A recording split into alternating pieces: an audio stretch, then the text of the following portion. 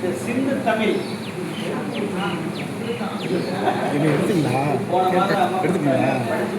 அருமையா இருந்தது.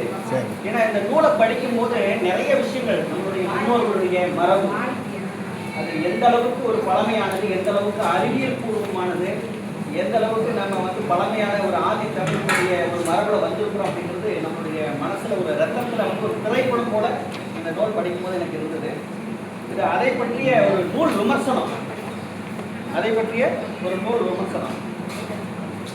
சிந்து தமிழ் பானை எழுத்தும் பனையோட எழுத்தும். நூல் ஆசிரியர் தங்கம் ரமேஷ். இந்நூல் தொல்லியல் ஆய்வு கட்டுரையாக எழுதியுள்ளார். இந்நூலை படிக்க படிக்க நம்மை சங்க காலத்திற்கு அழைத்து செல்கிறது. ஆதி தமிழர்களின் அறிவியல், வாழ்வியலை, பண்பாடு, கலாச்சாரத்தை, நம் தமிழ் மரபை நம் மனதுக்குள் திரைப்படமாக ஓட வைத்து காட்டுகிறது. இந்நூல் ஆசிரியர் தங்க ரமேஷ் 10 வகையான பொருளடக்கத்தில் ஆதி தமிழர் வாழ்வியலை படம் பிடித்து ஆதாரத்துடன் விளக்குகிறார். கீழடியில் கார்பன் நானோ குழாய், இதுதான் முதல் கட்டுரை தலைப்பு கொடுத்திருக்காங்க. 2600 ஆண்டுகள் ஆகியும் அக்கால பான ஓடுகளில் உள்ள கருப்பு சிவப்பு நிறம் மங்காமல் இருந்ததன் காரணத்தை அறிவியலின் துணை கொண்டு ஆராய்ந்த பொழுது அதில் கார்பன் நானோ குழாய் பூச்சி இருப்பது கண்டறியப்பட்டது. இந்த கார்பன் நானோ குழாய் என்றால் என்ன? கார்பன் சார்ந்த சேர்மத்தை குறிப்பிட்ட வழிமுறையில் 1200 டிகிரி செல்சியஸ் மேல் சூடுபடுத்தினால்தான் கார்பன் நானோ குழாய்கள் உருவாகும். வேறு வழிமுறைகளிலும் நம் முன்னோர்கள் நிறம் மங்காமல் இருக்க பின்வரும் சந்ததிகள் உணர்ந்து கொள்ள உருவாக்கியிருக்கிறார்கள் என்பதுதான் உண்மை. இந்த நூலாசிரியர் சொல்றார் முதல் கட்டுரை. அது அப்படி போகுது. அடுத்து இரண்டாவது அந்த கட்டுரையினுடைய ஒரு தலைப்பு முருகனை ஏன் சைவமாக்கினோம். இப்போ ஆதி காலத்தில் நம்மளுடைய குலதெய்வ வழிபாடு தான் முருகர் வழிபாடு. அது ஏன் சைவமாக்கணும் அப்படிங்கிறதுக்கு அது சொல்றாங்கன்னா ஒரு சுருக்கமாக ஒரு இடத்துல மட்டும் சொல்றாங்க. சங்க இலக்கியத்தின் பல பாடல்கள் தமிழ் கடவுள் முருகனுக்கு ஆடு அறுத்து படையல் போடுவதை பற்றி கூறுகிறது. தோப்பி கல்லோடு துருவு பலி கொடுக்கும். இங்கு துருவு என்பது செம்மறியாடு. முருகனுக்கு சூழ்படி கொடுக்கப்பட்டிருக்கிறது. தமிழகத்தில் குல வழிபாட்டில் பல பாரம்பரிய முறைகள் இருந்திருக்கிறது. பின்னாளில் சமணர்களை சைவ சமய மன்னர்கள் கடுவேற்றி கொண்டார்கள். அச்சமயத்தில் சைவ வழிபாட்டில் நம் தமிழ் கடவுள் முருகனை சேர்த்திருக்கிறார். இதுதான் உண்மை. அடுத்தது மூன்றாவது கட்டுரையாக சிந்துவெளி பெண்கள சிலை. அதுல பல விஷயங்கள் அந்த சிலைக்கு இருக்கக்கூடிய ஆவணங்களை பற்றி அம்மா பேசுறாங்க. அதுல ஒரு முக்கியமா அவங்களுக்கு பிடித்தமான ஒரு விஷயத்த சொல்றாங்க.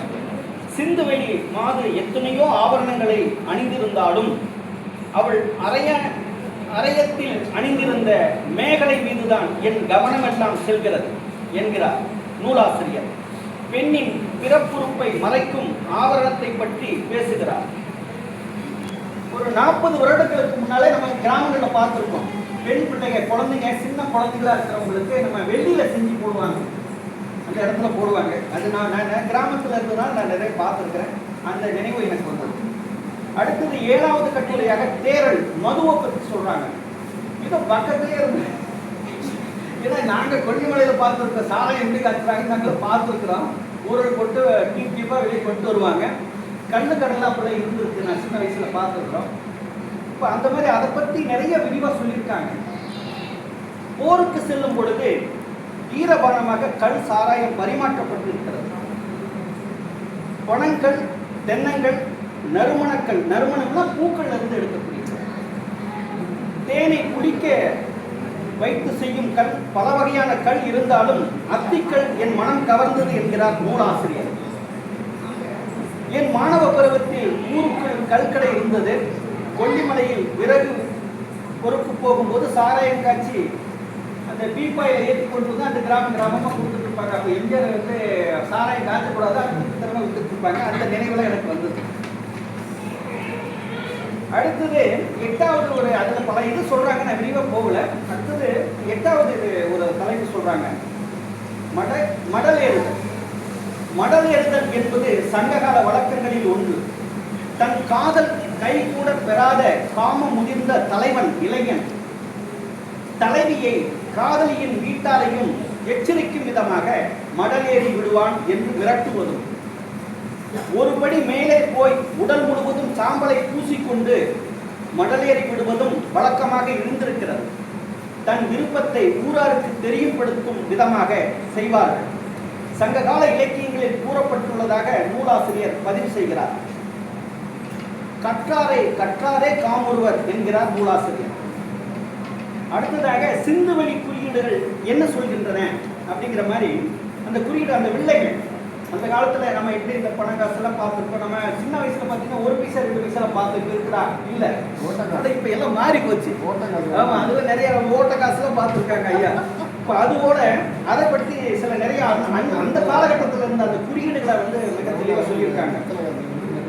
அதாவது பல குறியீடுகள் இன்றைக்கு நாம் ஜோதிடத்திற்காக மட்டும் பயன்படுத்தும் 12 ராசிகளின் குறியீடாகவும் 27 நட்சத்திரங்களின் குறியீடாகவும் இருக்கின்றன. பல குறியீடுகளின் கோலங்களை நம் நூலாசிரியர் போட்டு காட்டியிருக்கிறார். அந்த புத்தகத்திலே இருக்குது, நிறைய இடங்கள்ல கோலம் போட்டிருக்கிறாங்க.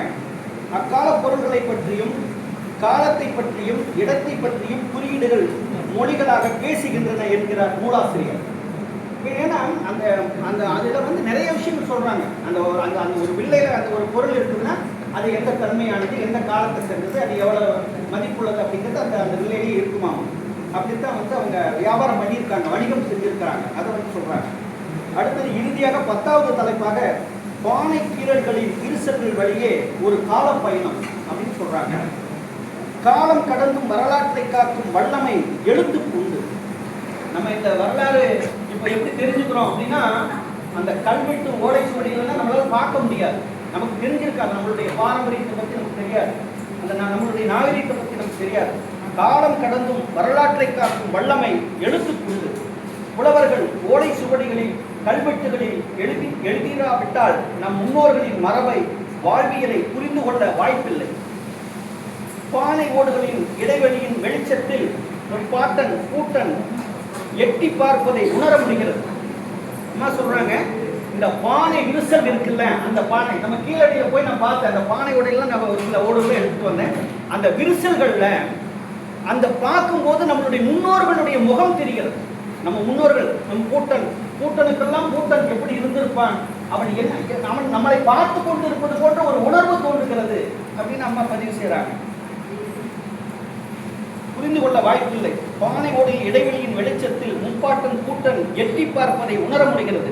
இந்நூலாசிரியர் தங்கம் ரமேஷ் சிந்து தமிழ் பானை எழுத்தும் பனை ஓலை எழுத்தும் என்ற தலைப்பில் எழுதிய நூல் படைப்பின் மூலம் சங்ககால தமிழ் மரபை உணர முடிகிறது. வாசகர்கள் இந்நூல் மூலம் பல அரிய தகவல்களை அறியலாம்.